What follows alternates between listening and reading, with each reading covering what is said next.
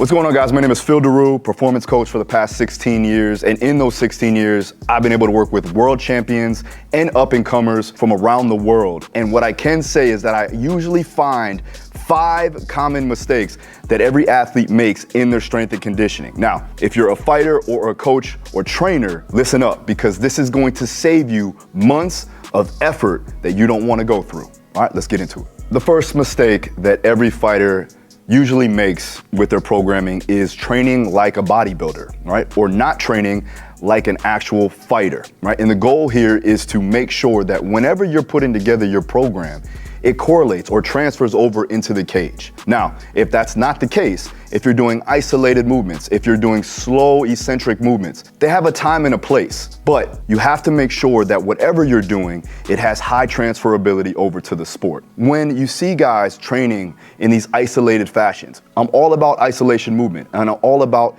building a solid framework, but it has to be put in the right place, mostly the posterior chain.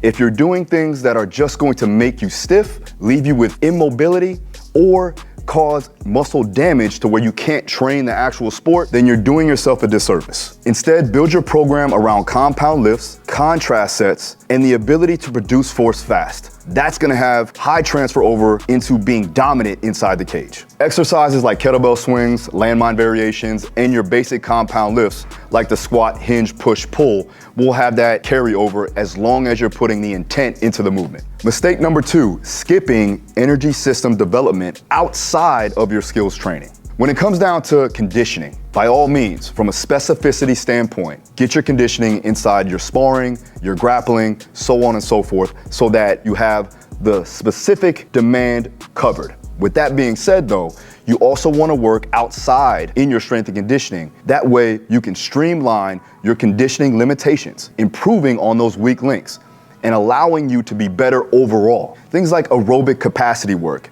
where you're improving your gas tank, you're improving your oxygen delivery, and you're improving your ability to recover in between rounds. Improving your power output is good, but improving your power endurance is something that we want to hone in on. So if you're powerful and you're explosive, that's great, but you also have to work on improving the capacity of that power so that you have that knockout ability for all 3 or 5 rounds ahead. And that's why I use a concurrent style of strength and conditioning, meaning that you're working strength, you're working conditioning, and you're improving on all aspects of physical preparation for the fight.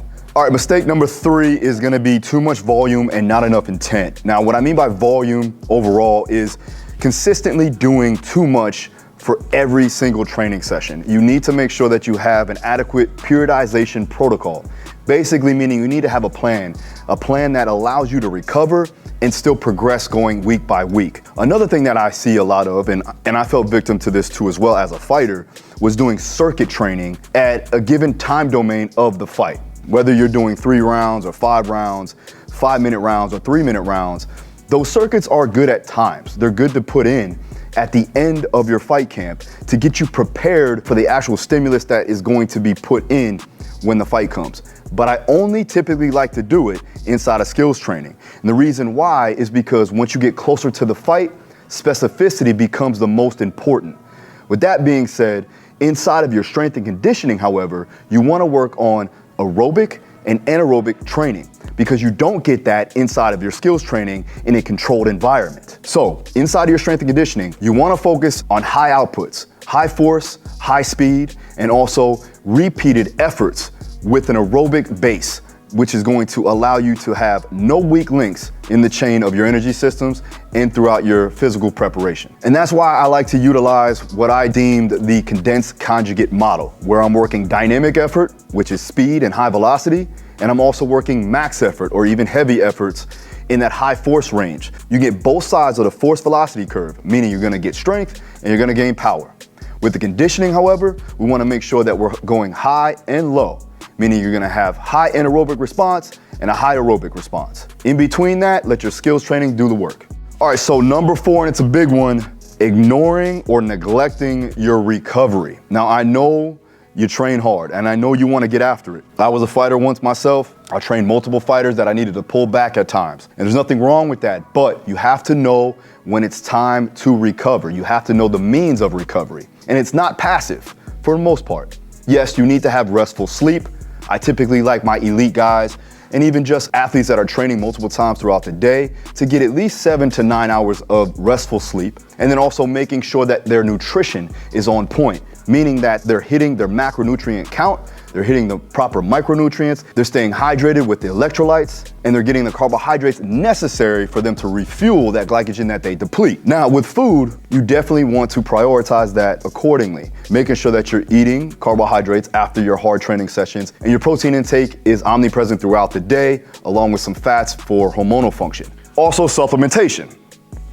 And this is part of the reason why I decided to formulate Battle Tested. Now, Battle Tested has your glucose, it has your dextrose, it has things that are going to replenish, refuel you after your training sessions, especially in between training sessions. So get Battle Tested, link is in the description. You also want to schedule out your recovery methods, whether it is sauna sessions, ice baths, massage, anything that is going to de-stress or bring down cortisol is going to be highly effective and important for you to progress each week throughout the camp. The way you want to track it, you want to use subjective and objective indicators. Subjective indicators are going to be how you feel in the morning, how you slept throughout the night, how you're feeling as you go to sleep.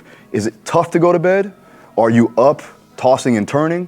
Or when you wake up, do you feel lethargic? Do you feel brain fog? Those are some indications that you may be slightly overreached or overtrained, and you have to bring down the volume and bring down some of the intensity for your training session. Another thing that you can use from an objective side is an HRV monitor. I use the Whoop device. They don't pay me for this, but the Whoop has been something that we've been utilizing for a good 2 to maybe 3 years. And it allows us to understand where our body is and where our physiology is so that we can produce as much as we need to, but not overdrive. So get something like that so that it can help you in your process of getting better. Last but not least, number 5 is using generic or basic programming. Now, most fighters don't have the luxury or they don't have the means to actually get a strength and conditioning coach that knows what they're doing. Luckily, I'm trying to help educate most of my coaches. And if you are a coach listening to this and you want to learn specifically and directly from me, check out my mentorship program. Link is in the description. I go over all the protocols